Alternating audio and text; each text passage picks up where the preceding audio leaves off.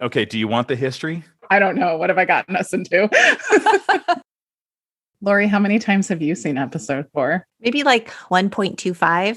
Duct tape is like the Force. It's got a light side and a dark side, and it binds the universe together. There's more like pew pew, laser fighting, Star Wars. Stormtroopers don't burn people. They just shoot them badly. Can we talk about Darth Vader for a minute? He looked so tiny and cute when I watched it as a grown-up.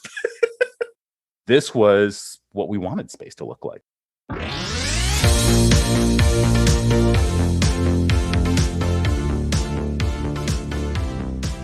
Hello and welcome to the Untitled Gen X podcast. A podcast hosted by two childhood best friends dedicated to the pop culture that raised us. I'm Kate, a writer, a midwife, a current day pop culture know-nothing, but nobody puts baby in a corner when it comes to the pop culture of my youth. And I'm Lori, a writer and pop culture lover who's still not over how my so-called life left us hanging.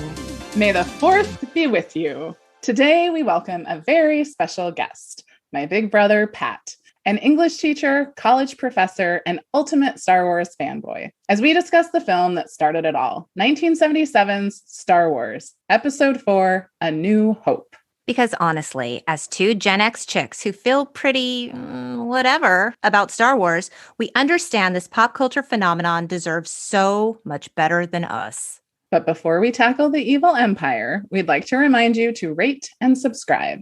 Pat, Mr. Star Wars himself, thanks for joining us on the Untitled Gen X podcast. Grateful and honored to be here. We're so happy to have you. Hello, brother. Yo! And as a caveat in the process, once you say Mr. Star Wars, there's no pressure there whatsoever. So yeah, you need to carry this. As an open caveat and disclaimer, I'm going to get something wrong, and that's okay. And those of you who are upset, please direct all complaints to Lori at the Gen X podcast. Yes, it's true. But the fact is, you have a long and loving history with this film. This film is really important to you. So if you're going to get it wrong, better you get it wrong than us get it wrong, because we're going to get it wrong like 99% of the time. And you're going to get it wrong like 2% of the time. So I think we're pretty good. You know the most about this than anyone else in this space right now that's recording. So there you go. We'll never know. That's also not saying much, though. So it's just... It was meant to be a compliment. Let's begin, Pat. I want to know your history with Star Wars Episode 4 specifically, because I know that you are such a big fan. Hey, this came out in 1977. How old were you when this came out? I would have been 3. I was born in 74, but I don't think I saw it until I was 4. I'm sure mom and dad were probably sitting there going, oh, it might be too violent and we don't want to traumatize him and have to take him to counseling and therapy, which, you know. Do you actually remember the first time you saw it? I remember a very specific time that we went, and this will date it right away. I remember going to see it at the drive-in, and I remember seeing it in the 78 Honda we had. Ooh, that was both of our cars eventually. It lasted a long time. It explains my undying love for Hondas ever since. But I remember seeing it at a drive-in with the, back before you could like tune your radio to it, you had to have that speaker mounted on your window that was, you were hoping desperately it wouldn't break your window. Yes. When you saw this film, were you just like, wow, like something shifted? I mean, we were so young. I don't know if it was something shifted or that we just recognized something that was always there.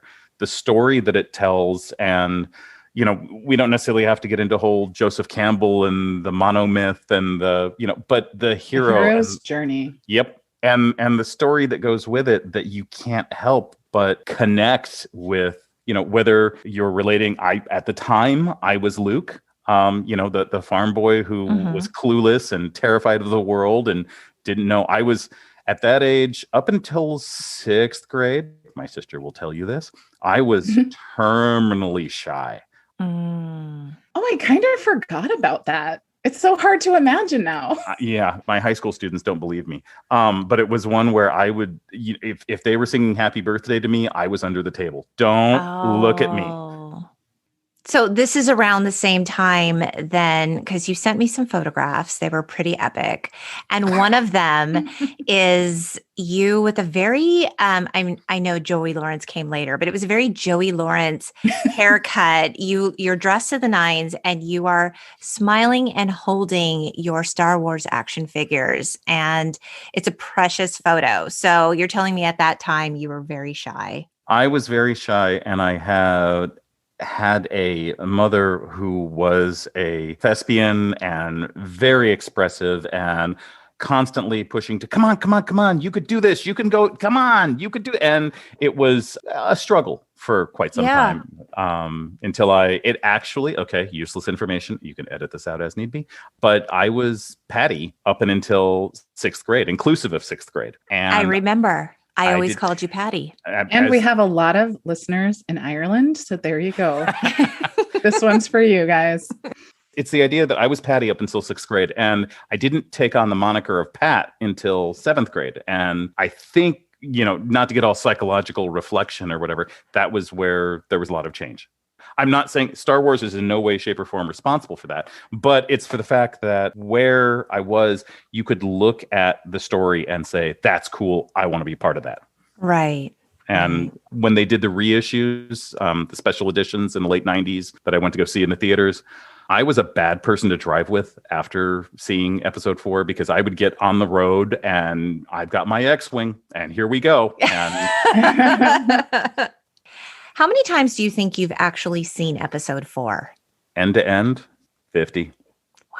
Lori, how many times have you seen episode 4? Maybe like 1.25.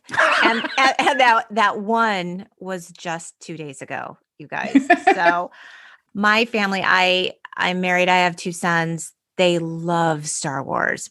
Big fans. And so they were really excited about this episode today. And I'll be honest with you, Patty, it's a little bit difficult for me because I was dreading sitting down to watch this because I just felt like, science fiction. And then, of course, just the bigness of it all. And when I was sitting down to watch the film with my family, they kept saying like, oh, but this, and then they would tell me like backstory. I'm like, stop. I know this is big. I know this is episode 4. I know there are films before this. I know there are films after this.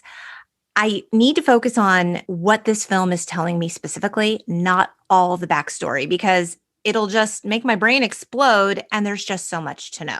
So do you know what I was thinking as I was watching this is that, and Lori, maybe you don't know this, so maybe you can shed some light on this, although I think you probably do.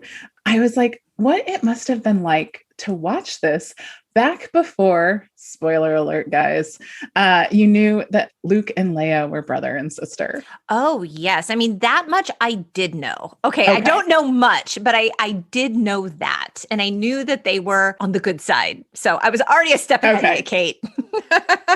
But to be fair, if we're really going to get into it, when Lucas made this and the script had been written and he was really pessimistic. He did not think this was going to do well, which is why episode 4, not called episode 4 at the time, it was just Star Wars.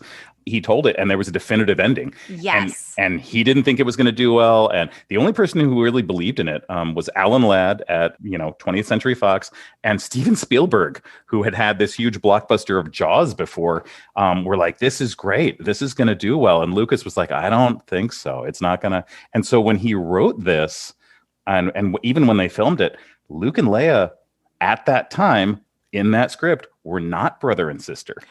Oh, that's a great tidbit. And even at that point, Anakin Skywalker and Darth Vader were separate characters. They only merged later.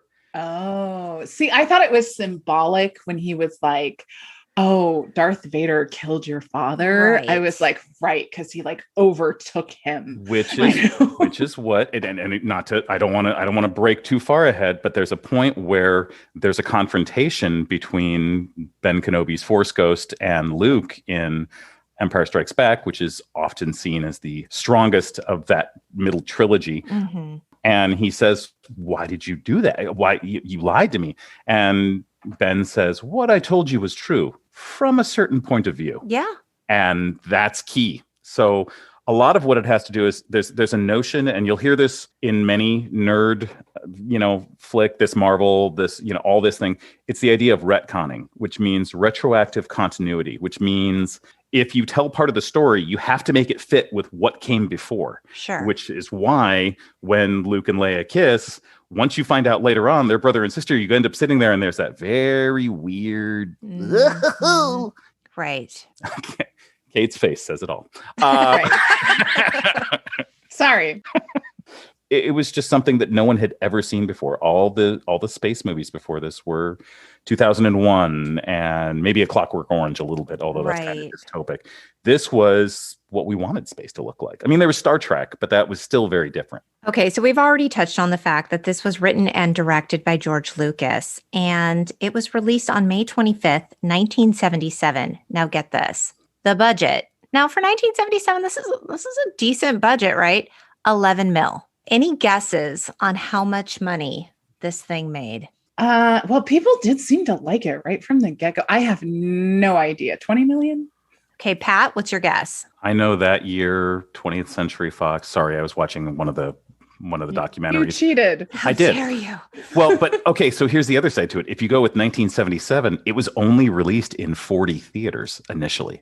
People didn't want it. They were concerned. They wanted to see The Other Side of Midnight, adapted from the Sidney Sheldon novel. Right. So once people started coming out and they were like, oh, hey, people care about this thing. It's doing really well. Then the release just got wider and wider. So how much do you think it made? I'm going to say $80 million in 1977, 78. Okay. So the number that I have, and I'm not sure that this is specific to 1977 in all fairness. This might just be like even including like re-releases. I'm not entirely sure. But I've got $775.8 million. That number might be including the re-release. It probably is. Crazy. Now I'm curious. Either way, it did really well because 20th Century Fox made more money that year. On a typical year, they would make $37 million. Right. And the 77 or 78 that year, they made something like $79 million, which was unheard of for them. They have never had that much of a bump in terms of, and it's all because of Star Wars. It's all because of Star Wars. And actually, Star Wars did really well. I mean, at the 1978 Academy Awards, they won for Best Art Direction, Best Costume Design, Best Sound, Best Film Editing, Best Visual Effects, and Best Original Score. Surprisingly, though, they lost Best Picture, they lost Best Director, and they lost Best Supporting Actor Alec Guinness as Obi-Wan Kenobi, and they also lost for Best Screenplay, which was actually surprising to me. It's not, because think of the tentpole movies now. It created the tentpole movie of the summer because they released it a little early before Memorial Day weekend. True. So it wouldn't get destroyed by everything else. Mm-hmm. And then of course it ran, I think, 44 weeks in the theaters, which at the time, that is one thing I do remember going to see it at the drive-in, is that was not the first time we saw it. And the idea of, no slam on my dad, but why would you go see a movie more than once? You know what's going to happen. Right. Because before the rise of home video, it was like you had to see these movies in the theater. And if you really liked something, you saw it multiple times. And they often re-released films that had done well. And that was the only way that you could go see them. And so it makes sense. I remember on one of the reissues, it was on one of the special editions, going into the theater, and it's a midnight showing. It's a very weird experience because it draws a particular crowd. Sure, were people dressed up? People were dressed up. That's fun. People have got the lightsabers. Cool. Can I just share how different my brother and I are? So my brother goes to the midnight releases of Star Wars where people are dressed up in different Star Wars costumes. I go to the Hollywood Bowl sing-along of The Sound of Music where people are also dressed up in costumes. In their lederhosen, yes. And lederhosen. Some similarities and some major differences. Okay, so should we get into the story, you guys? Go for it. Okay, so Pat, feel free to jump in and tell me I'm wrong in my notes because, I've seen it 1.25 times. But you've done the research 1.8 times. So That's true. Okay. So we open with R2-D2 and C-3PO under attack by the stormtroopers, and they're led by Darth Vader. The Empire's looking for some stolen plans for the Death Star, their new battle station. And Darth and his people, They can't recover the plans. And is this because Princess Leia put that like CD looking thing into R2D2? Okay, you're nodding your head. Yes. Okay. Yeah, she stashed the plans in R2D2 and the droid. She gets the plans beamed to her, and yet she's got to put it on a CD. Like a physical copy. Yes. You guys, it was 1977. CDs that was were advanced. A CD was advanced. Right. It wasn't like on a giant floppy. That's true. So the stormtrooper like zaps Princess Leia. And this, of course, she's wearing her white dress and signature side buns. And a bunch of rebels end up dead. None of that matters except for the fact that Darth Vader and Princess Leia exchange some heated words. And he tells the stormtroopers, take her away. But she's really his like only hope to find the rebel secret base. Am I right, people? Well, and the problem is this is the introduction. There's a term called a MacGuffin that is referred to by Alfred Hitchcock. And it's basically a thing that the characters are trying to pursue in a film, but doesn't really have value in and of itself per se. And R2 is the MacGuffin for this. And everyone wants to get it. And once you've got it, you've got power. And so he's got the plans and, gets into the, I'm sorry, am I skipping ahead to get into the, no, go for it. The escape pod. And they are launched off to Tatooine. C-3PO and R2-D2 are now on the desert planet. They encounter the Jawas, who are basically like what, nomads of the desert? Something like that. They're scavengers. So when I was a kid, somehow in my mind thought that the Jawas were just like winter prepared Ewoks, that you just couldn't see the Ewoks all covered up with their hoods. Because it's just the brown robes and everything. You can't really see anything. Well, and they make those little sounds, those little like sounds. Yeah. So they capture C-3PO and R2-D2 and bring them back to the Jawa ship. And Owen Lars, he's a farmer. Mm-hmm. He purchases the droids. And his nephew is Luke Skywalker, who lives with him and his wife. One of the things I went back to, because I hadn't reviewed it in a while, because I was sitting there going, if they ask me how that's his uncle, I'm going to have to somehow explain that. And it's actually his dad. See, families were complicated back then. His biological father married Anakin Skywalker's mother. So technically, Anakin and Owen were stepbrothers, but they were never raised together. Wow. They were never connected. Really, they knew of each other. And the interesting thing that's really coming with this, and I realize, Lori, you're looking forward to this like there is no tomorrow, is the characters are coming back. They're doing an Obi-Wan Kenobi TV series for Disney Plus, and they just announced the casting. You're going to see Owen and Beru again, the younger version of them with Luke as a kid. Oh, very cool. So I just thought it was interesting as I was watching this that Luke is a little bit whiny and annoying. He's totally whiny. I was like, wait a minute, what? I wanted to go into Tashi Station, get some power converters. Right. Let's talk about Luke for a minute. Mark Hamill. He was actually encouraged to audition for the role of Luke Skywalker by Robert Englund. Freddy Krueger. Freddy Krueger, Nightmare on Elm Street. Isn't that funny? That is funny. Yeah, and he ended up getting paid $650,000 for this role and 0.25% of the film's profit. So he did pretty well. That was lucky. That was some good negotiating. So you found him annoying.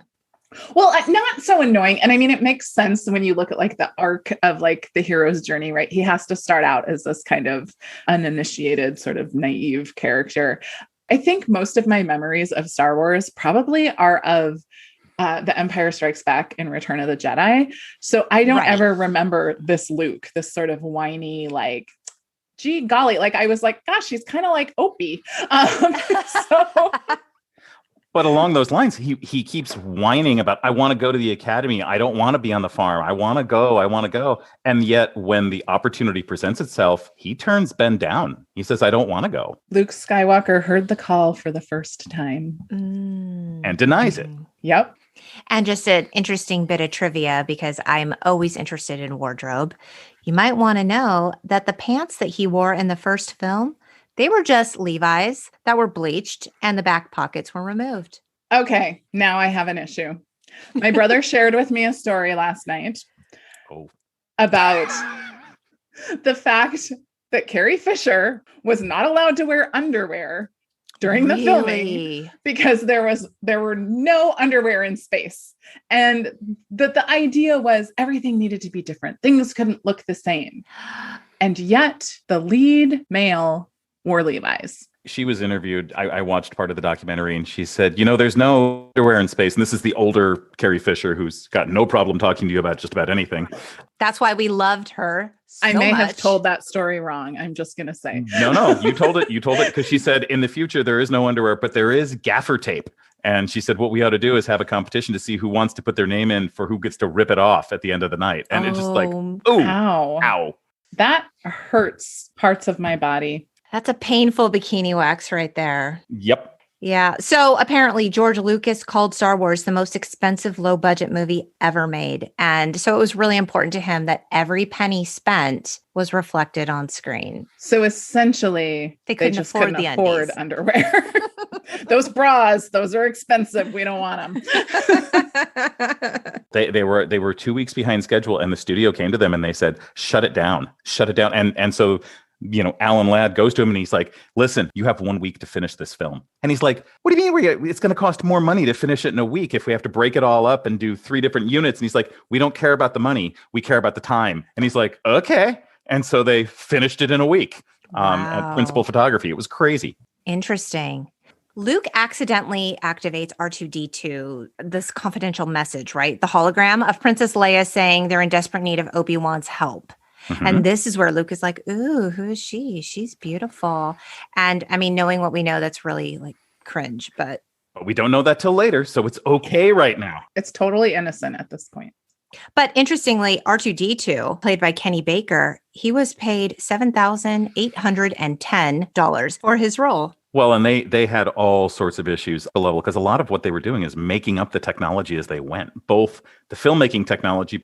They had these robots and they're like, oh, we'll get R2 to roll and we'll just make him like a big remote control, except you can't remote control anything in the desert on the sand. Right. It just does not work. And so there were a series of issues. And Kenny Baker even talks about a point where they're like, yeah, they finished the shot and everyone started to walk away. And I'm still inside R2 going, hey, remember me, guys? Let me out. Anthony Daniels, who played C-3PO, I read his autobiography, and he talks about literally the first time he got put into the C-3PO armor was in the desert for the first time. And it was horrific. He couldn't sit down. And once they got him in, you're not taking a bathroom break there. And it was really hard to breathe. And you know how C-3PO's eyes light up? Well, those are directly in front of his eyes. And and this, again, they're making it up as they go. So that got a little warm. And it was just the things he described, that you talk about sacrificing yourself for your art. But with that said, Anthony Daniels is the only actor who has appeared in all 9 of the Star Wars saga. How interesting. Pat, do you know where this was filmed? If you're talking about on location in the desert, that's Tunisia, North Africa. Wow. They got there to film, and the very first day they went to go film, Tunisia and the Sahara got its first rain in 50 years. Of course they did, right? Ain't that just the way? The sets on the Death Star and stuff like that were set in London at, I believe it's L Street, but don't quote me, studios, because there were these huge studios that they had to build these gigantic sets. And so they were working there for that. Oh, that's fascinating. So Luke's uncle tells him, you have to erase the memory on the droids. And Luke mentions the message about Obi-Wan. And this is where the uncle shoots his aunt that weird look. I mean, they're trying to protect him, right? And so he tells Luke, oh, yeah, Obi-Wan, yeah, he knew your dad, but he's dead. And the uncle wants Luke to stay, like you were saying, stay on, help me harvest. And this is when Luke is whining, I don't want to wait another year to go to the academy. The quiet history that's there is when he leaves, Beru looks at Owen and says, he has too much of his father in him. And Owen looks up and he's like, that's what I'm afraid of. And now, of course, we're like, a little foreshadowing. Big time. Right. And of course, none of us knows what that means. Right. We just know there's a history there. And now we're intrigued. Indeed. R2-D2 escapes in search of Obi-Wan. Luke and C-3PO go looking for him. There's an altercation with sand people. They're like barbarian space wizards or something. What's their deal? The general perception would be more of I've heard them compared to the Bedouin people of like the sands, where they're there are hard scrabble folks because they live in the desert, and they've lived in the desert for, millennia. You see a lot more of them and their culture because, in Star Wars A New Hope, they're just savages. They're careful. They're the bad guy. They're gonna get you. And footnote, the part where Luke gets attacked by the sand person and the guy's got his gaffy stick over his head and he's like, he actually only waved it once, and the film editors wanted to keep it going. So if you pay attention, it's looped where he's doing that.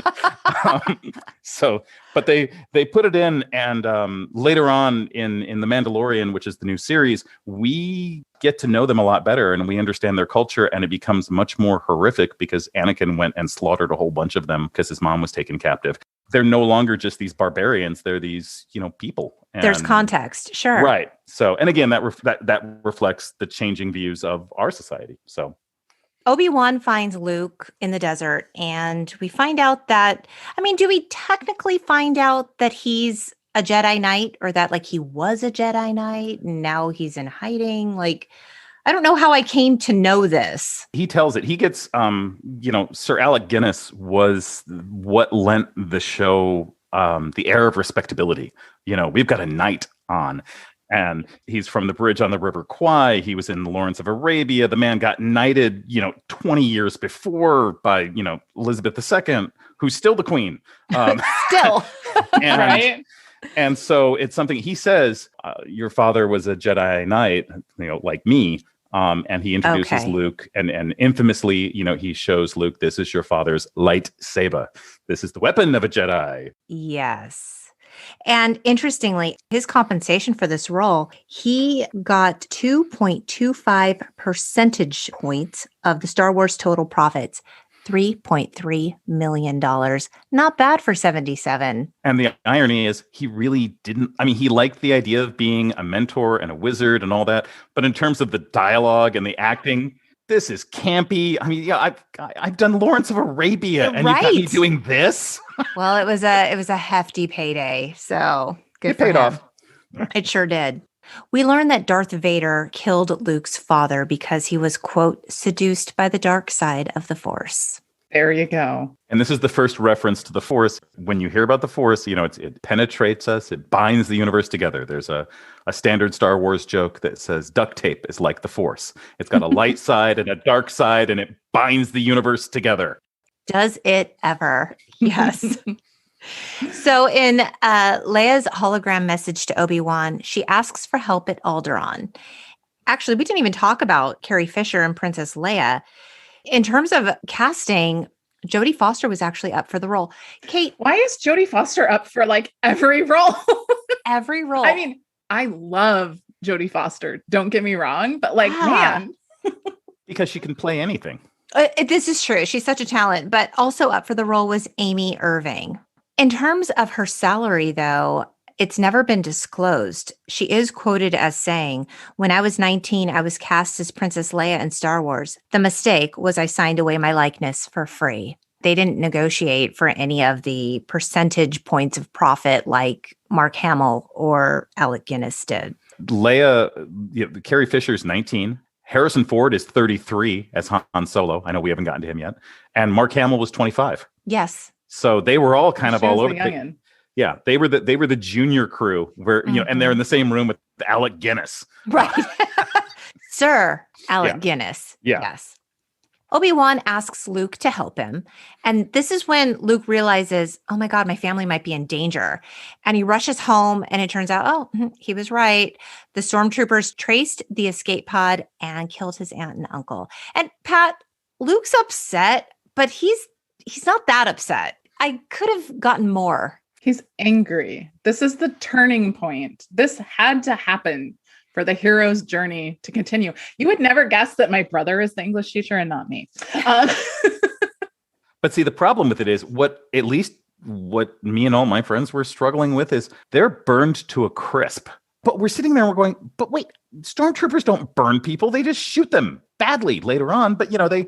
With blasters. Right. They don't need to do this. And so we got really puzzled. And they went back and kind of explained how they would use, fire and stuff like that. But it was still puzzling. It's clear they're not just lying there dead. This is crispy dead. Right. You don't think they just like shot down fire from their Well, no, they have them later spaceships? on. No, later on they have them with like flamethrowers, pretty much. Oh. But it's like you're going after two old people. Well, clearly they wanted to make a statement, and it moves the plot along quite nicely. Well, and that's why the irony of it. Okay, one of the running jokes within Star Wars is, and it's kind of funny because there's a line where when they're with the Jawas, Ben Kenobi says, "Only Imperial stormtroopers are so precise." And there's a running gag that stormtroopers are terrible shots. Yeah, I was gonna say They really are. It must be that armor. Or something, but the fire, like, I guess you can't miss, but it's just. Wait, while we're talking about stormtroopers, am I the only one who feels like every stormtrooper has the same voice? Is it just one actor that talks all the time? Okay, do you want the history? I don't know. What have I gotten us into? They're all clones of the same guy. Oh, well, that would explain it then. Okay, do you remember? Wait, all of them? All of them. This has gone into in later movies, but it's the idea that they took one guy who was like a super soldier, Jango Fett, and they clone thousands, millions of him. That is a horrifying thought. This would explain why we don't see varying body types.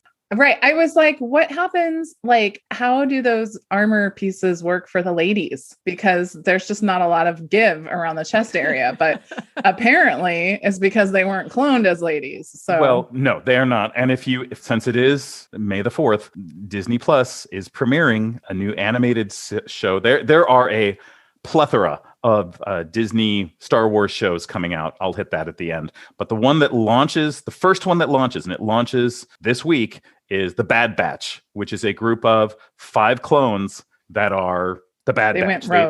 They went rogue. But they're not Rogue Squadron. That's a different story. And so it's of course it is.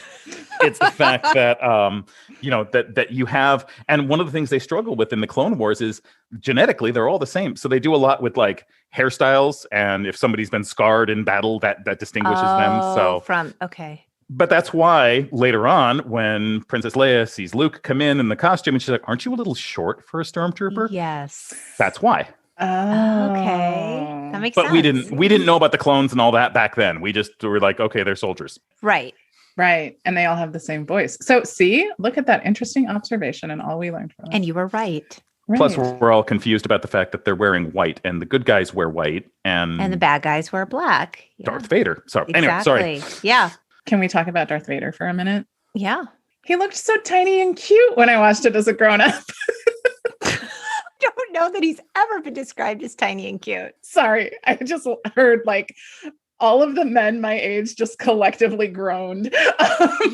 They did. He was embodied by David Prowse, who just died in November, Yes. who is 6'5", an English bodybuilder, weightlifter, and character actor. And Lucas had seen him in A Clockwork Orange. He plays a part in that, and he cast him in this. The irony and kind of the sadness of it is he really thought his voice was going to be used.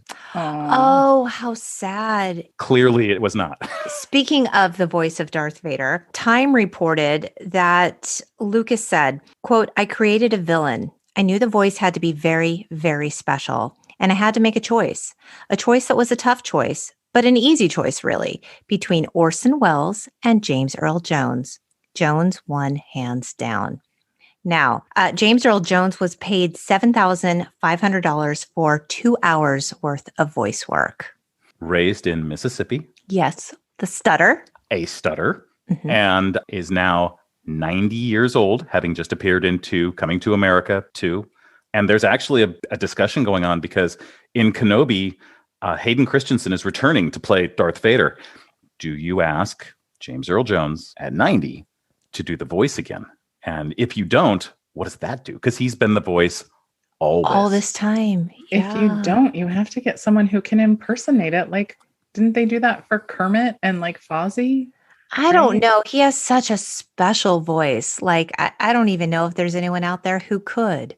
Right. And that's, it's kind of like there's certain voices that just stand out. Also, have I offended people by comparing a voice impersonator for Kermit and Fozzie to Darth Vader? Sorry. You also did call Darth Vader cute and tiny. So I think that when I was young, he seemed so big, like this giant, terrifying monster. And for whatever reason, also, I didn't realize that he was in the movie so much in my memory. And maybe this is true of one of the other films that I'm thinking of, is that he wasn't in it much. And then all of a sudden he would like appear and you were like, dun, dun. Right. So it's funny how, like, I realized that until last night, I never read the rolling credits, or not credits, whatever, the rolling text at the beginning. The crawl. Right. Because when I started watching this movie, I could not read. So it was meaningless to me. Well, that makes a lot of sense. Well, okay, you couldn't read. And so you also wouldn't have noticed that James Earl Jones is not credited in the first film's credits at his request. And yet everyone knows. Right. Like the voice is the credit, right? He sounds like somebody. Who is it? I should take that back. Everyone doesn't know, because when I talk about it to my students, I have to point out that Mufasa and Darth Vader are the same voice. And then it all clicks. Oh, you see these middle schoolers and their eyes just get really big, like, oh my God. It reminds me of like when Lori was talking about in one of your previous episodes about the fact that, nobody knows who the Ramones are. Nobody knows. And like, once you know, you can't unknow. It's central to your understanding of things. This is true. And Darth Vader's signature breathing, that was recorded by putting a mic inside of a scuba tank regulator. And I was terrified of asthmatic people for years after that. But also, do you feel like, so Pat, you would know this the best of any of us here. Like, I feel like there wasn't as much of the breathing in this movie as I recall there being in other movies. It later on became a thing where you didn't have to see him. Right. Especially Empire. They would use that where you just hear the and you'd be sitting there going, oh God, oh God, oh God. He's coming. Right. Yeah. So there were things I was surprised by in this film that didn't match my memories, but because clearly, an interesting fact is that my brother had a copy of The Return of the Jedi when we were kids. Bootleg. Well, I had a copy of The Sound of Music. And so each of us had to endure each other's films. That was back in the day when you only had like one device to play a movie on in a whole household. So we both saw each other's movies a lot. But the bright side is that Cate had a deep and, some kind of understanding of Star Wars and the characters and everything like that. Of course. Pat, you shared with me a Halloween photo where you are dressed as Obi-Wan Kenobi and Cate is dressed as Princess Leia. She embraced it. Right. There's some controversy about this. It's possible that I was Darth Vader. We can't read my mom's handwriting on the back. I thought I was Princess Leia. Okay, there are 3 people in this photo. Yes, let me describe it. Maybe we'll share it on our social media. That was back when I couldn't grow the white beard. Right, yes, right. Yes. And in fairness, because we can't tell, it's the Princess Leia mask that's just like the plastic mask with the eye holes with the string in the back. Yeah. Which I was like, oh, my mom like took all the care to use the special facial makeup glue to put cotton balls on my brother's face to make him look like Obi-Wan. And she's like, here, kid, here's a plastic mask. Have at it. To be fair, Carrie Fisher was a brunette and, you had strawberry blonde hair. I mean, she didn't even put my hair in the signature buns. She didn't need to. The plastic mask had buns. I know, but what little girl doesn't want the side buns? Come on. For the record, this is also, by the way, it was masks like that prepared all of Gen X for the pandemic. I don't want to hear anybody complaining about breathing in a mask when we had to walk with those things on. Right. And the eye holes never quite matched up. And the mouth hole was tiny. But you had to run to get the good candy. And you'd sweat like a pig underneath that thing. It was terrible. Right. Well, and the vinyl, whatever that was made out of, the rest of the costume. Which was totally not flame retardant, by the way. Oh, no. It would just melt right to your skin if it caught fire. You brush by a pumpkin that has too much of a candle lit in it. That's it. It's all over for you. You're done. You're just going to end up just like Luke's uncle. Oh, that took a dark turn. Sorry. Oh, I'm so sorry. Sorry, kids. It's okay. There were people in the neighborhood that wanted to do that to me the year my mom gave out raisins at Halloween. You guys, it was the worst. Just put a target on yourself and say, I have people in the neighborhood who decades later, remember the year your mom gave out raisins? And Dude, I don't even think they were full-size Sun-made raisin things. They were the little tiny, small raisin. I mean, what are you going to do with that? And throw that in the trash. That's what you're going to do. Thanks, Mom. So now we're at Mos Eisley, which is like a weird bar. This is where Luke and Obi-Wan encounter Han Solo and his trusty pal Chewbacca, who are crew members of the Millennium, as Han Solo pronounces it, Falcon. Let's talk about the casting for Han Solo. Harrison Ford told Rolling Stone in 2015, I read with more than 100 actors. They asked me if I wanted to do it, and I said, sure, why not? You know who the other choice was? Chris Walken. So Chris Walken was up for the role. Also considered was Kurt Russell, Sylvester Stallone, and Al Pacino. Like, this would have been a very different movie. I just have to say, like, as soon as because, sometimes you go back and you watch old movies and you're kind of like, oh, they look weird or whatever. And I was like, has Harrison Ford ever not been a beautiful man? No, the answer to that is no. I mean, he just has so much presence. I'm just like, man. And I know why you say that, because he's kind of a cocky asshole. And that's just is totally in line with the whole, Troy Dyer of it all. Oh, no. I've had a type since I was like 2 years old. You have. It might be Han Solo's fault. So it's not Troy Dyer. It's not Ethan Hawke.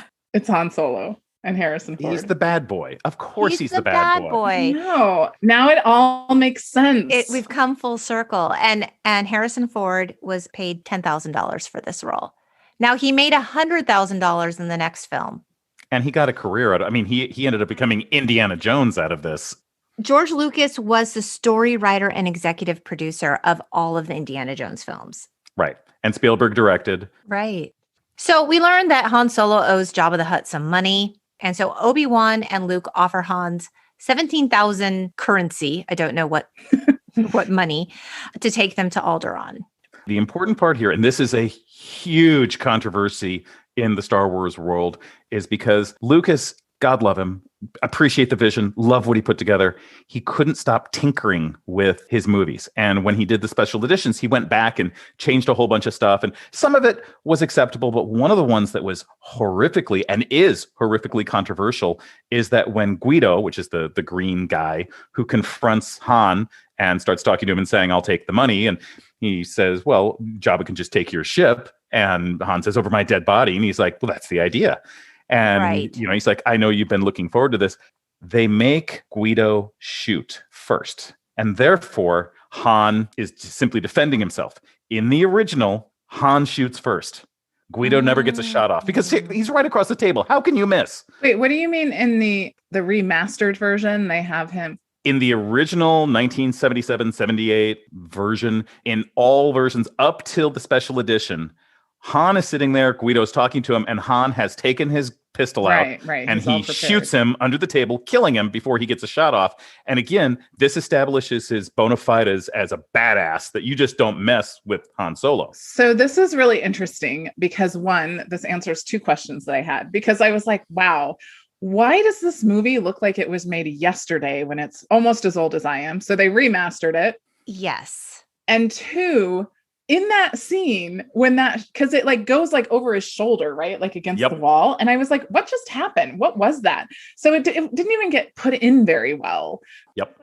The next scene where Han and Jabba the Hutt are talking at the Millennium Falcon dock, my husband and son were like, this is new. That's a question, Pat, because they're like, Jabba the Hutt was never here.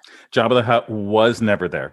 And neither was Boba Fett, who you saw at the end. And my husband kept saying, you're not watching the 77 version. I'm like, we have the box set. I don't know. I'm just watching the disc. I don't know. I'm sorry. First of all, Lucas is a bloody genius. He's the only person I know that has made a film that I've bought like 5 separate times in different editions and stuff like that. But now the version, did you watch it on DVD? Did you watch it on Disney Plus? I watched it on DVD. I watched it on Disney Plus. Okay, so there are slight variations. This is not a sponsored podcast. It could be. But hey, Disney Plus, if you're interested, we're here. Kenobi coming in March 4th, 2022. Anyway, but it's the fact that Lucas had shot a bunch of footage that he wasn't sure if they'd be able to. And when things got rushed in post-production, they weren't able to do it. So he filmed it. And if you see the original footage, it's actually kind of weird because this big heavyset guy who talks with a Scottish accent the whole time. And he's going, Han, Yeah. my boy, and da da da. Well, the problem was in the filming of it, there's a point where Han walks behind Jabba the Hutt. And Jabba, as a character, had not been designed as the big space slug that we get to see in Return of the Jedi. And so when they have him walk behind, they were sitting there going, how do we use this footage? How do we make it work? Because Jabba has this big long tail. And so they literally went through, and again, it's a retcon. They make Han step on and over Jabba, which is why you see Jabba kind of go like, because Han's stepping on him. Okay. And it was because they already filmed it. They can't totally, reshoot the film or anything like that. So they had to make it work with that idea. And that was their idea. But a lot of people got really upset, kind of sitting there going like, come on. I mean, yes, we see Jabba, but why did you have to put him in here? And you think Luke is whiny. You ought to hear Star Wars fans.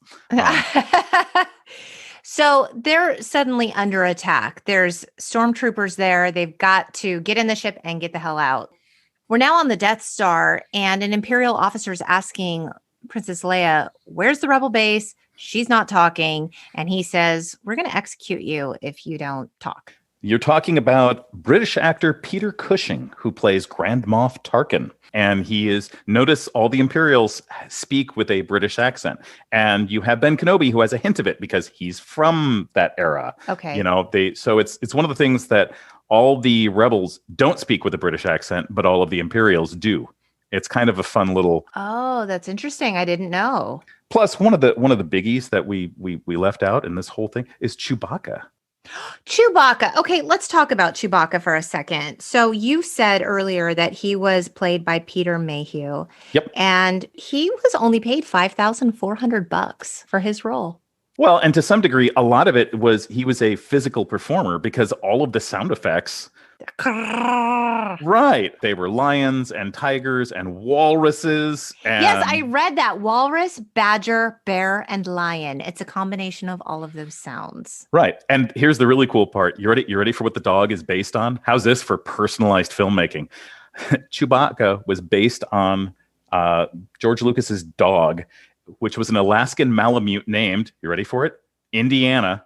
Yeah. And his Malamute would ride in the passenger seat of his car as a co-pilot. And so when he went to write Star Wars, he's like, I need an Indiana. And so he creates. I need a co-pilot. Right. Peter Mayhew you ready for this one? 7'3" tall. Oh my God. He plays Chewbacca until 2015's Force Awakens, and then duties transferred to Jonas Sutamo, who is Finnish, and interestingly, only 6'11", so Chewbacca shrinks a couple of inches. Mayhew died in 2019, and just very, very dedicated. He was big into wounded warriors, helping veterans who had been injured overseas. Mm-hmm. And the word Chewbacca comes from Russian sobaka, which means dog. Well, there you go.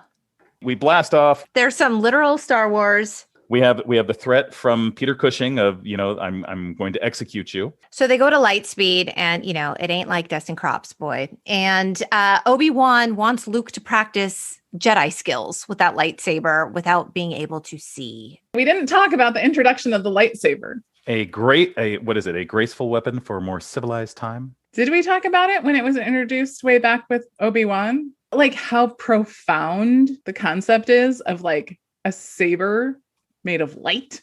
Does no one else share my wonder? I mean, I'll be honest with you. I don't really know what a lightsaber does. What does it really do? It's a sword made of light. Laser sword. So it does all of the things a sword made of fire would do. And it also makes that cool sound. The sound design, this is why I got the Oscar. They put in all of these really cool things, like the sound of blasters is actually a metal, just like a metal cable. And the guy was out there and he hit it and it made that doing. And he's like, ooh, that's cool. And so he kept recording it and hitting it different ways to see how it made that sound. And that's where you have blasters who come from. So it's that kind of sound design that comes in. But the lightsaber becomes much, much, much more powerful in future iterations to the point where they're like putting it through gigantic walls of steel. So we make the jump to Lightspeed. We come out of where we're supposed to be Alderaan, but we're in some sort of asteroid field. Wait, is the asteroid field actually the remnants of Alderaan? Yes. Oh, that is rough. There's a point where they're on there and they're in. This is again showing you the power of the Force. And suddenly, when they blow up Alderaan, which is Princess Leia's home planet, or she thinks it's her home planet, we find out later she wasn't really from there. But the fact that they blow up her home planet, and suddenly you see Ben Kenobi grab at himself. And he says, I have this feeling that, as thousands of voices cried out in terror and were suddenly silenced. So he's felt the disturbance and the force of all these people dying. He is the ultimate empath. He is. I feel you, Obi-Wan. That's a heavy load. Well, we'll get to see that in the new series. But So they get sucked in by the tractor beam. Footnote to the Alderaan being destroyed. They build on that in Mandalorian, that in the Star Wars universe, they had it set up where Cara Dune was from Alderaan and was not on the planet when it was blown up. So you get a very small tier of what's called the Rebel Alliance Starbird, which you can see on my shirt. Oh, you're dressed for the occasion. I come prepared. Wait, do you have a Star Wars tattoo? Pat, what is this Star Wars tattoo? I got this when I was about 40. I said I wanted, I have something over here that has my initials and the initials of all the kids, all in Celtic Knotwork. And I wanted something to balance it out. And I said, well, I need it to be something that is, as important to me now as my children. As it is. And, well, not so much that, but it's that has ever been. This was for them. This is for me. You. And so, and it is original artwork done by my tattoo artist, Pat Fish in Santa Barbara. So if you like that kind of thing, Lucky Fish is her tattoo parlor. And I'm going there Saturday to get she's done almost all of my work. So I told her what I wanted, and she took a half moon beautiful. And then spiraled it up to get what's called the Rebel Alliance Starbird. Wow. You'll have to send us a picture of that for us to put on the gram. That was included. I didn't know that was yours. Oh, yeah. So if you were from Alderaan and your planet was destroyed, you got a very small teardrop tattoo of the Rebel Alliance Starbird on the left eye to indicate that that's where you were from. So it was seen as a symbol of solidarity among the survivors. Wow. So, but the other part that if we're back to the lightsaber, notice Han Solo is the one that looks over and he says, "Hokey religions and ancient weapons are no match for a good blaster at your side, kid." He doesn't buy any of it. He thinks it's all crap. What a surprise. So I have a question, and it came somewhere around this area. But Obi-Wan says there are alternatives to fighting. Yes. But then he never says anything else. And I'm like, you're like, what are they? Tell me, wise one. they show you, they hide, and they go into the containers that he uses for smuggling. And suddenly the floor lifts up and they poke their head up. This is when Darth Vader senses that Obi-Wan is on the Millennium Falcon, but he's told it's empty. I sense something that I have not felt in a long time. And part of this is the backstory between Kenobi and Anakin is that Anakin, he basically takes over the training for Anakin. And so when Anakin turns to the dark side, it's Kenobi and his failure as a Jedi Master to train him appropriately. Okay. And so there's history. So that's why later on, I'm jumping ahead, where he says, when I left you, I was but the learner. Now I am the master. Only a master of evil, Darth. And that's where we get to. So the last time they fought, Kenobi is the one who injured Anakin to the degree that he had to be encased in that suit. Oh, I did not know that. Yeah, that happens in Revenge of the Sith. We arrive at the Death Star. I feel something I haven't heard before, and Vader storms off.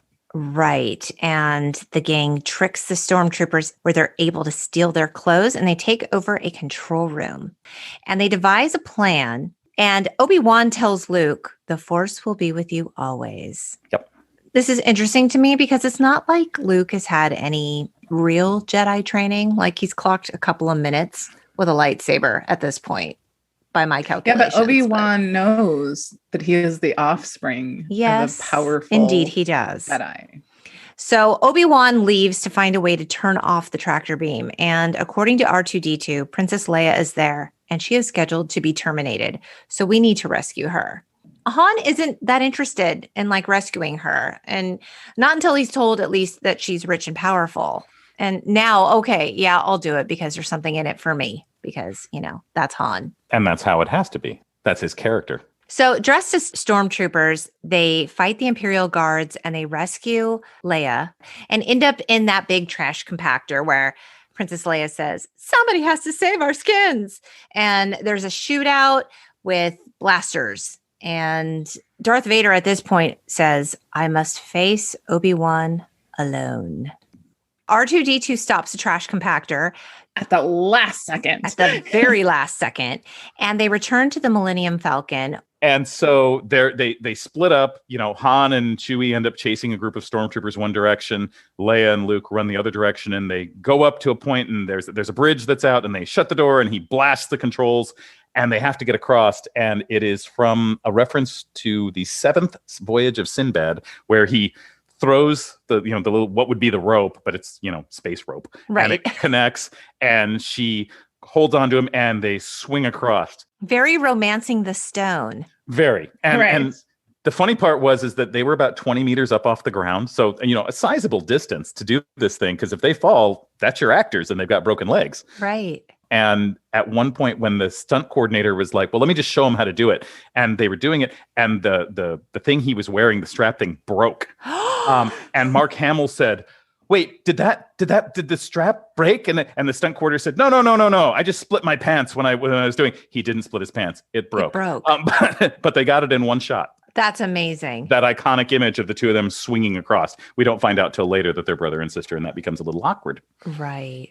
So Obi-Wan is able to turn off the tractor beam, but he's met by Darth Vader on his way back to the Millennium Falcon. And Obi-Wan says to Darth Vader, if you strike me down, I shall become more powerful than you can possibly imagine. Dun, dun, dun. And there's a lightsaber battle, and Obi-Wan sacrifices himself, right? Like willingly, because he gives sort of that knowing smile To Luke. But they fight, and the key is that Ben disappears. This is really cool because we've never seen this before. And it's a characteristic that only certain Jedi, we come to find out, possess. And so when he encounters death, he makes himself one with the Force, and he is able to endure. And he dematerializes. Yes. Right. This was interesting because Luke, watching this, is devastated. And I'm like, okay, you've known Obi-Wan for like a day. I don't know how much time has transpired. I don't understand time in space. However, when his aunt and uncle died, he did not express nearly as much emotion as he did when Obi-Wan bit the dust. But Obi-Wan was his mentor, even for that brief set of time. That was the person who was able to teach him and bring him into the larger world and things of that nature. Well, apparently that meant a lot more than being raised by his aunt and uncle. Just saying. So, okay, fine. Grief is weird.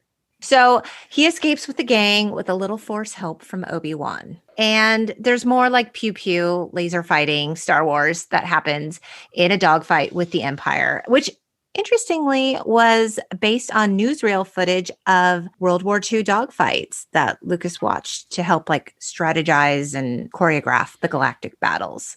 But they worked. He sent all those newsreels over to his special effects guys, and he's like, and girls, and he said, this is what I want it to look like. And so they literally followed that, both for that and the trench battle at the end. They're all based on all the dogfighting that you see because that made sense. It's fascinating. Yeah. So Princess Leia in her impeccable makeup. Man, I walk into a movie theater looking fine. I walk out 2 hours later, I have done nothing. And I look like shit. Like I look like I've been through a war. And Princess Leia has been through it, right? She almost got compacted in that trash compactor. She looks amazing. She's a princess. I mean, right? So she leads the Millennium Falcon to the Rebel base on Yavin 4, but they're not exactly safe. So she's pretty sure that they're tracking them, and she's right. She says it's not over yet, and she also wonders if Han Solo cares for anyone or anything. Well, and this is our thief for the heart of gold. That, he's still in the thief point. He hasn't shown the heart of gold. Just here and there where you'll have the point where he's like, I don't know. Still, she's got a lot of spirit. I don't know. You think a girl like her and a guy like me, and no. And the love triangle is born. Right. On Yavin 4, they make a plan to destroy the Death Star by having someone launch a proton torpedo into this small little part of the station's reactor. And it's like a really hard job. So Han, as per always, he's like, I'm out.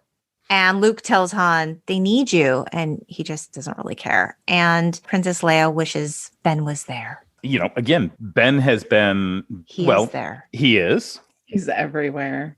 So Luke decides to take on the mission in a starfighter. There's more Star Wars and very cool special effects. I mean, the special effects don't look cheesy at all. I was really impressed. Of course, I probably saw the reissue because I've seen scenes that were not in the original. But from what I saw, it all looked pretty epic. I mean, in the original, did it look just as good? He added new things, but Okay. the concept and the trench run where they've got to get in is just as like, sitting there going, but the other part that they ran into is that when Vader goes out to fight them, when, we've gone man to man and that's not working. And so he looks at two of the pilots and he says, come with me. And he gets into his ship and his ship laughed, Pat. different. Darth Vader in a TIE fighter made me LOL, literally. I was like, this looks so funny to me. He looked cute and small, to quote me. He did. He's just like a little Ewok. I don't know. He looked so like little in that cockpit or something. I don't know. It made me laugh. At least the guy in the last movie who will forever be the boyfriend from Girls. Adam Driver. Adam Driver. Yes. I mean, he had a cool ship or plane He or did. whatever that he flew, like his was a little bit cooler than everybody else's. But things are getting dicey and very complicated. And Luke can hear Obi-Wan guiding him like in his mind. Use the Force, Luke. Let go, Luke. Right. And the key is, this is where Lucas gets into, don't embrace technology. Be organic. Take the shot on your own. Have some faith. And so Luke, there's the line, he's turned off his targeting computer. Luke, are you okay? Yeah, I'm fine. But he's going to take the shot freehand. Like using his senses. Right. And of course, because the other guy almost, it impacted right on the surface. Red Leader took the shot and could have made it, but no, because he can't make it. We need our hero to make it. So Luke comes in, takes the shot, or he's supposed to take the shot. We have Biggs gets taken out by Darth Vader, is destroyed. Hurry up, boom, bye-bye. And suddenly all we have is Luke all by himself, and he's not going to make it until lazy Han Solo comes back. He has a change of heart, and it's all about to go to hell. And he comes in and saves Luke's life. This is when Luke is able to take out the Death Star's main reactor and blow it up. Now let's blow this thing and go home. And, Vader is knocked off course off into the ether. So he is, the bad guy continues to live. We didn't know there was going to be another movie. We didn't know he was going to show up again. Neither did Lucas. Neither did Lucas. There you go. He was just gone. And so they get to return to the planet as heroes, and R2-D2 is in really bad shape. Luke doesn't seem that concerned about it, but... Did you pay attention when he jumped out of the X-Wing? And he comes jumping down and he yells out something. What he yelled out, if you listen carefully, is he yells out, Carrie! He does after Carrie Fisher. Yes. And then she runs up and gives him a big hug. But the interesting thing that comes into this, and this is where Star Wars will take you, is that, so the end of A New Hope, they blow up the Death Star, right? And at the end of Return of the Jedi, 2 movies later, they blow up the Death Star that's under construction. And Kevin Smith, as you know, is a gigantic nerd. And there's a discussion that takes place in Clerks about the destruction of the Death Star. And one of them is, he's like, okay, fine.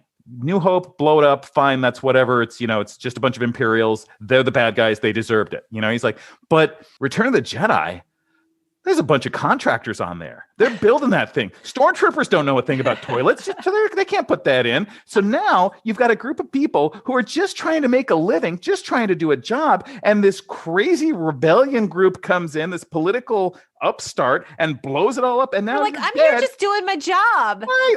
I took a government contract, and now look what happened, And so it's that kind of discussion that you get into, that, the outgrowth of, I guess I've never really thought about that, huh? So. Well, lesson learned, don't take a government job for the Empire. Be very careful. We end with the medallion scene where all the troops are lined up and everybody walks up. And did you notice who got a medallion? I thought they both got medallions. Right. And who didn't? Chewie does not get a medallion. And poor Chewie. Among the fans are like, he was there with everything. He was right along with everything. He doesn't get a medallion. Lucas wrote this off saying, well, Wookiees aren't into medallions. They've got other things. And he talked about the fact that, as it's set up, Chewbacca is supposed to be 200 years old. And so, if you're 200 years old, do you really care about a medallion? But it becomes a thing with the fans where we're like, and later on. That is discrimination. Right. And so we come to episode 7, 8, 9, and there's a point where after the death of Han Solo, sorry, spoiler. Oh, it was terrible. It happened so fast. It does. I literally didn't know that happened. Oh, sorry. And I don't know how it happened. Well, we'll save how it happened, because I only had like 100 years to watch this film, but that's okay. When she's General Leia, she comes up to see Chewbacca and she hands him what we presume and believe is Han's medal. And so we're just like, now, before that happened, because remember this, they didn't know, those movies didn't come out until the last, 5-10 years. So in 1997, at the MTV Movie Awards, Chewbacca was given a Lifetime Achievement Medal Award on the MTV Movie Awards to make sure he got something. That he knew that he was appreciated for all of his bravery and hard work and dedication. Right. So it all comes full circle. And underlying all of this is the incredible musical accompaniment of John Williams, who is the soundtrack to my life. And if you listen to John Williams' greatest hits, you will find yourself sitting there going, oh, he did that. And for me, it's the theme from Superman, 1970, Christopher Reeve, Superman, and Indiana Jones, and Star Wars, and Jaws, and interestingly enough, Home Alone. The person who was doing their music dropped out at the last minute, and Chris Columbus, as a joke, said, let's see if we can get John Williams. And he went for it. That's crazy. I love it. And he has scored the entire Skywalker saga. He did all 9 movies and has a theme for Rey and has a theme for... I got to see him at the Hollywood Bowl conducting. And the man is like... What a genius. Oh, he's incredible. And he's at an age where he can't conduct the entire time. He could only conduct like half of the time. And it didn't matter. He just would do all the... he did Harry Potter. He did the music that is our childhood. And that's it. That's the end of the film. But it's really just the beginning. Indeed it is. For George Lucas, October 2012, he got kind of a big payday. He sold Lucasfilm to Disney for over $4 billion. Wait, what? Yeah. That is an insane amount of money. Yeah, Disney acquired Lucasfilm for over $4 billion.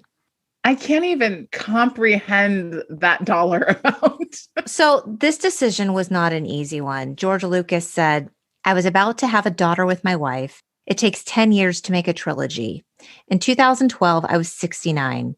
So my question was, am I going to keep doing this for the rest of my life? Do I want to go through this again? Finally, I decided I'd rather raise my daughter and enjoy life for a while.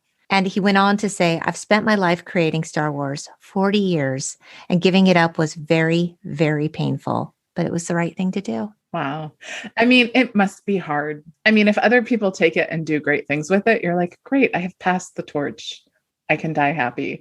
He did go on, Pat, you can probably verify this. He did go on to, I don't know the official title, but like consult, if you will, for many of the future Star Wars. So he was there and he was involved to a degree, but obviously he wasn't the owner. Not at that point. Disney bought Marvel in 2009, and they spent another $4 billion and bought Lucasfilm in about 3 years later. And then they went further, and in, 2019, they bought 20th Century Fox, the entertainment division. And fanboys everywhere rejoiced because at that point, they now had the rights to Spider-Man and the X-Men and Deadpool, which are all Marvel properties that had been licensed out to 20th Century Fox. But now we're back in the fold with the Mouse House. And now we can see X-Men crossing up with the Avengers, crossing up with the Fantastic Four, which is going to get rebooted. And, there's a bunch of kids my age who are just jumping up and down like little 3-year-olds going, I want to see the new movie. It's such a joy for the original Star Wars fans to be able to share this with their kids and ultimately one day with their grandkids. And so the legacy just continues forever. In fact, the total estimated value of Star Wars, at least in 2020, was $70 billion. And that's probably a lowball. It may very well be. This is a family thing. We go whenever there's a new Star Wars movie, we get everybody together. And it's not just, the 5 of us. You saw some of the bigger group pictures where I'll send the word out to like 4 or 5 of my friends and we'll all bring our families. And So that's why the next one that is due out, directed by Patty Jenkins of Wonder Woman fame. She did those 2 movies. She's doing Rogue Squadron. And there's a preview out on the web of her talking about her dad being a pilot and that she would see him. And now she wants to bring that to the Star Wars universe. And all of us are just like, sure, sure, you're great. And Taika Waititi, he's also in Mandalorian. He does, okay, Kate, remember the robot IG-88, the assassin droid? The one who's like going, I will self-destruct. Oh, He's the one like, no. Friends. Yes. Yeah. That is voiced by Taika Waititi. And he is phenomenal. He did, a bunch of the Thor movies and reinvigorated everything. And he has been given a Star Wars movie to do. And so everyone's jumping up and down and saying, yay, nerds. So I love him. He directed Jojo Rabbit.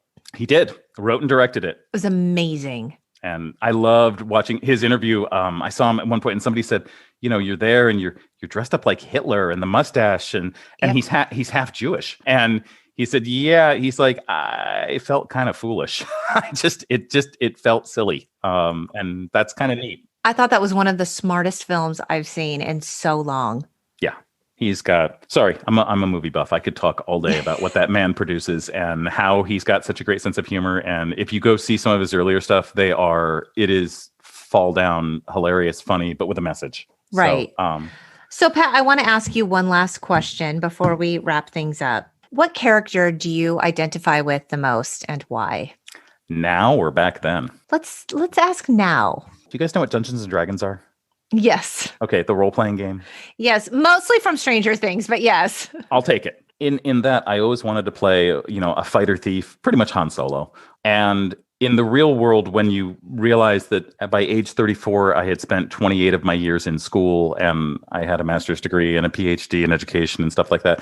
Yeah, I'm the wizard, and that's just what I'm going to have to accept. So now I'm pretty much Ben Kenobi. Especially with the teacher part of it and everything like that. Not too bad. I mean, you have the beard. So. I do. And and the wisdom, Kate. And I'm sorry. And the wisdom, big brother. Yeah. The impact of Carrie Fisher probably can't be overstated.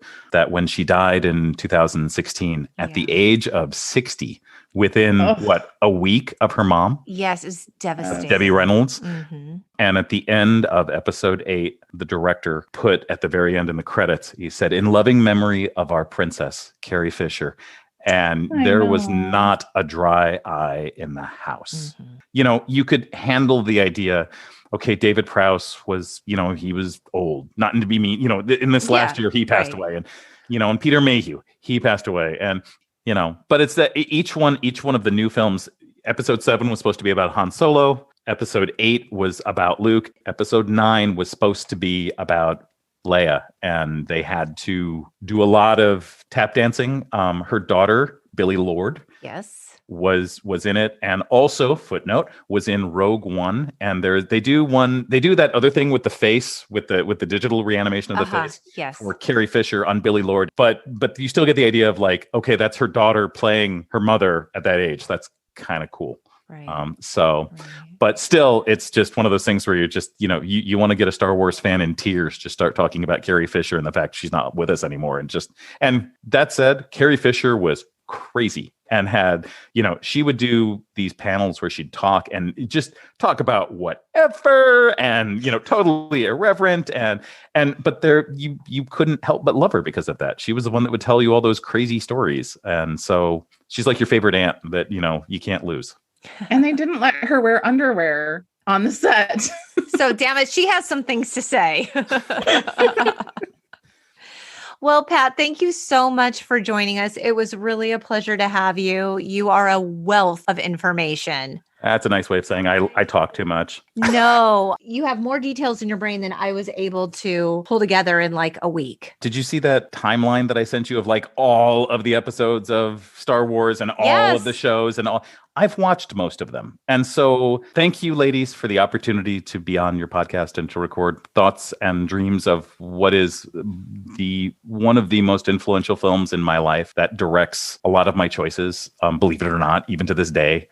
The idea of what does it mean to make the right choice and what does it mean to do the right thing, even when it's hard or even when it hurts. And, the ideas that come through of Yoda. Fear is the path to the dark side. Fear leads to anger. Anger leads to hate. Hate leads to suffering. And I know, there's 4 silly little lines, but God, there's a lot of wisdom there. Okay, you ready to go full circle? That was Frank Oz, who did the voice of Fozzie from the Muppets, and they designed the puppet of Yoda for him. And Lucas was like, I don't know if this is going to work. It's a puppet riding around and, trying to teach him stuff. And damned if that isn't the most impressive character, to the point where you're watching a show 30 years later based on, Pat, I have to say that answer was a total mic drop moment. But thank you for being our first ever guest for May the 4th. Thank you so much to everyone for joining us. We do want to remind you to rate and subscribe so that you never miss an episode. And just a friendly reminder, you can find us online at theuntitledgenxpodcast.com. We hope you keep in touch, beautiful people. Bye. Bye. Subscribe, you must.